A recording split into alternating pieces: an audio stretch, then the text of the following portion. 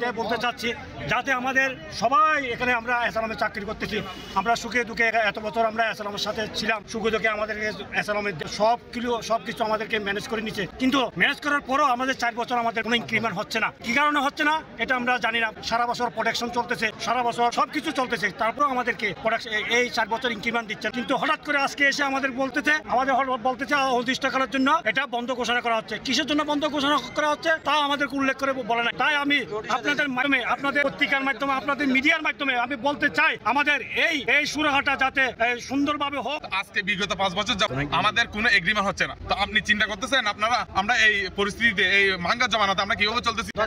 বেতন তো দিচ্ছে না। প্রত্যেক বছরে শেয়ার বাজারের লাভ্যাংশের মধ্যে আমাদের কাছ থেকে সিগনেচার নিচ্ছে, কিন্তু ওই ধরনের শেয়ার বাজার থেকে কোনো লাভ্যাংশ আমরা পাচ্ছি না। তো এটা পাচ্ছি না। আর পাশাপাশি এখন আমাদেরকে বলতেছে তোমাদেরকে সাধারণ ছুটি। তো আমরা সাধারণ ছুটি কিভাবে গ্রহণ করবো? আজকে আর কালকে যদি আমরা বের হয়ে যাই, পরশু থেকে যদি আমাদেরকে গেট বন্ধ করে দেয়, আর আমাদেরকে বেতন দেবে, এটার গ্যারান্টি কি?